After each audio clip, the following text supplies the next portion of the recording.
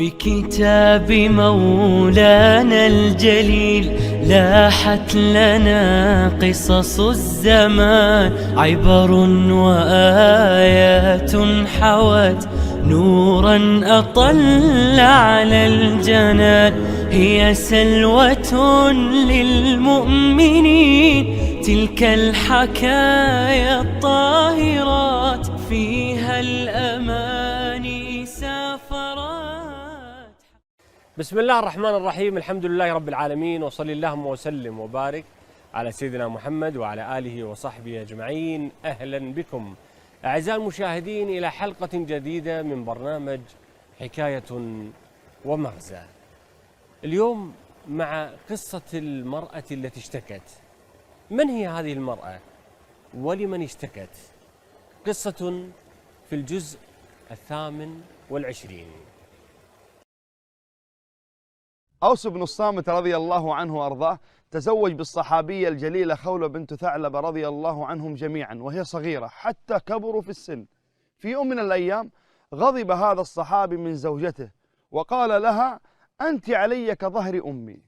فحينما هدأ وسكنت أعصابه أراد أن يتقرب منها وأن يقرب إليها، فقالت: والله لا تقربني حتى أذهب إلى النبي صلى الله عليه وسلم وأسأله عما حدث بيني وبينك. فذهبت إلى النبي صلى الله عليه وسلم وعرضت عليه مشكلتها وقالت: تزوجني أوس وأنا شابة صغيرة، وحينما كبرت ومات أهلي ظاهر مني. يا رسول الله، إن لي منه عيالا صغارا، إن ضممتهم إليه ضاعوا وإن ضممتهم إلي جاعوا. فقال لها النبي صلى الله عليه وسلم: والله ما أراك إلا حرمت عليه. وهي ترادد النبي صلى الله عليه وسلم وتحاور النبي صلى الله عليه وسلم. فقال لها النبي صلى الله عليه وسلم: يا خولة، والله ما أراك إلا حرمت عليه. فذهبت من عند رسول الله وهي تقول: اللهم إني أشكو إليك فقري وحاجتي. فأنزل الله سبحانه وتعالى قوله: أعوذ بالله من الشيطان الرجيم.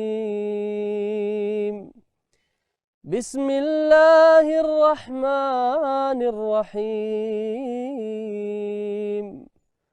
قد سمع الله قول التي تجادلك في زوجها وتشتكي إلى الله والله يسمع تحاوركما إن الله سميع بصير. حياكم الله في هذه الفقرة. وقضية الآن هذا الحدث وهذا المغزى من هذه القصة مع النبي صلى الله عليه وسلم والسيدة خولة، ترى ما هو أهم مغزى نقف عليه من خلال هذا الحدث؟ والله يا شيخ علي، دائما في هذا الموقف وفي هذه الآية تلفتني أول آية: قد سمع الله. هذه الكلمتين. جاءت المرأة إلى النبي صلى الله عليه وسلم تجادله. تقول عائشة رضي الله عنها: أتت خولة تجادل النبي صلى الله عليه وسلم وبيني وبينهما ستار. كانت تجادل النبي صلى الله عليه وسلم وبينها وبين عائشة ستار. تقول: وأسمع بعض الكلام ويغيب عني بعضه.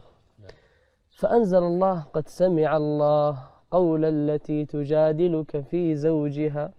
فتقول عائشة: سبحان من وسع سمعه الأصوات. إذا كانت السماوات وما بين كل سماء وسماء آلاف السنين، سمع الله عز وجل. وهذه المرأة لما جاءت للرسول صلى الله عليه وسلم تشتكي وجاءت تسأل النبي صلى الله عليه وسلم في أمر أسري، مشكلة أسرية وقعت بينها وبين زوجها. وهذا الأمر يقودنا إلى عدة أمور.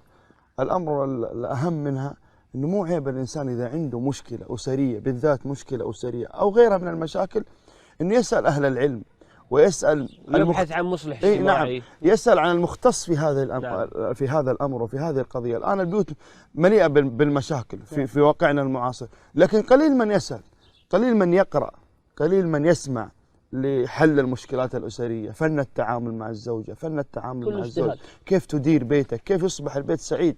نحتاج إلى هذا الأمر، نحتاج إلى هذه الثقافة حتى تستقر بيوتنا وتطمئن هذه البيوت. وأيضا أعتقد من المغازي التي يعني نستفيدها من هذا الحدث أن الواحد ما يستعجل في قضية سرعة لفظ الطلاق أو أنت علي كظهري، اللي هي يعني الألفاظ التي تدل دلالة مثل ما أشرتوا أنتم في السرد، أن هذه الدلالة تدل على أنها يعني يفهم منها أن الطلاق. سبحان الله يا إخواني، من الأشياء التي تفسد البيوت هذه الألفاظ.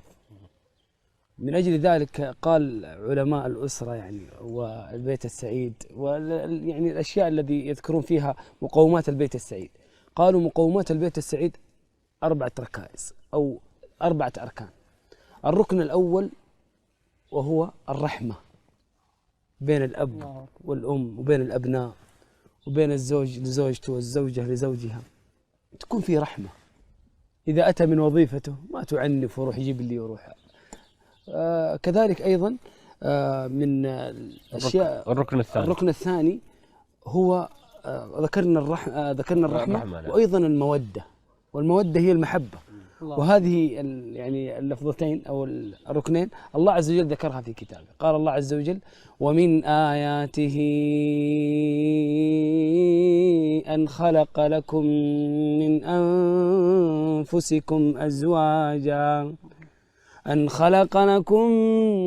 من أنفسكم أزواجا لتسكنوا إليها وجعل بينكم مودة ورحمة إن في ذلك لآيات لقوم يتفكرون. وأيضا الركن الثالث الدين. الركن الرابع الأخلاق. النبي صلى الله عليه وسلم يقول: إذا أتاكم من ترضون دينه وخلقه فزوجوه. حسين، أنا في قضية لما أنزل الله عز وجل الحكم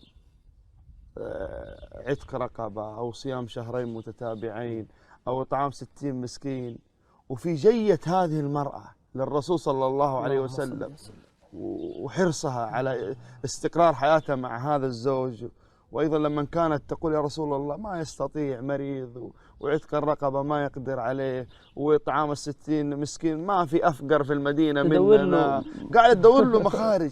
يا أخي شوف كيف حفظها للود، حفظها للود وتقديرها لهذا الزوج رغم ما بدر منه من غضب ومن إطلاق لهذه الكلمة. والله ولا تنسوا الفضل بينكم، ولا تنسوا الفضل بينكم. والله موقف عظيم لهذه المرأة العظيمة حينما حفظت ود زوجها، وكانت باين من كلامها ومن حوارها مع الرسول صلى الله عليه وسلم أنها حريصة على هذا الزوج، وعشرة بينهم عشرة عمر ما تبغاها تنتهي في غمضة عين. أبو تميم، المغزى الجميل اللي ذكرته يعني يجرنا إلى يعني تفصيل أكثر، أنه ولا تنسوا الفضل بينكم.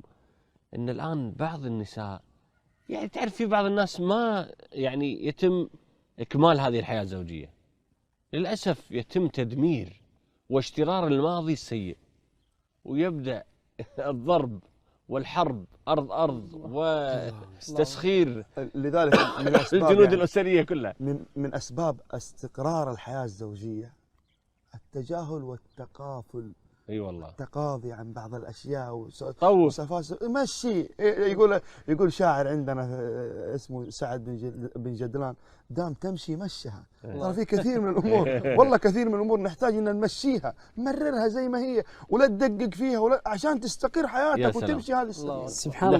سبحان الله من المغازي. ومع الشيخ عبد الله بس باقي لنا دقيقه. من المغازي سبحان الله. انا دائما مبلشكم بالدقائق، ها سامحيني. ها من المغازي سبحان الله المهمة جدا أن الإنسان يستشير، يعني يذهب إلى إنسان حكيم يستشيره في أمور مشاكل العائلية، كما ذهبت خولة إلى النبي صلى الله عليه وسلم.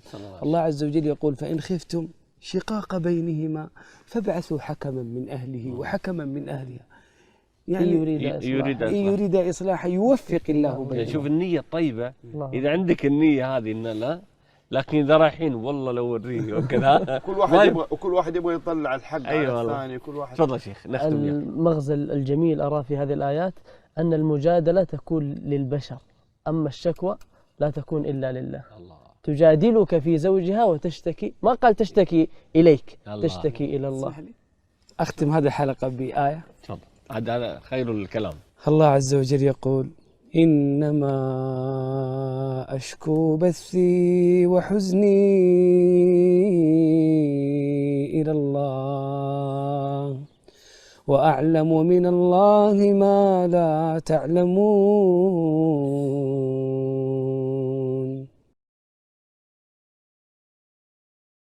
ما هي الآية أو الآيات التي استوقفتك في هذا الجزء؟ آية بيّنت مكان أهل الجنة ومكان أهل النار وأنهم لا يستوون. يقول الله عز وجل: لا يستوي أصحاب النار وأصحاب الجنة، أصحاب الجنة هم الفائزون.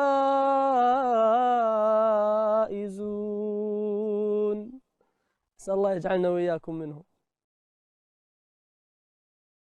آية في هذا الجزء استوقفتني كثيرا، وهي قول الله عز وجل: وأنفقوا مما رزقناكم من قبل أن يأتي أحدكم الموت فيقول رب لولا أخرتني إلى أجل قريب فأصدق وأكن من الصالحين ولن يؤخر الله نفسا إذا جاء أجلها والله خبير بما تعملون.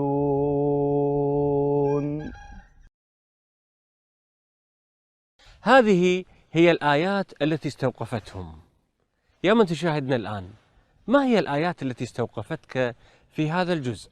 شاركنا الآن عبر هاشتاج حكاية ومغزى. بهذا أعزائي المشاهدين نصل وإياكم إلى ختام هذه الحلقة، على أمل اللقاء بكم قريبا في حلقة جديدة من برنامج حكاية ومغزى. حتى ذلكم الحين لكم مني ومن فريق البرنامج أجمل تحية، والسلام عليكم ورحمة الله وبركاته.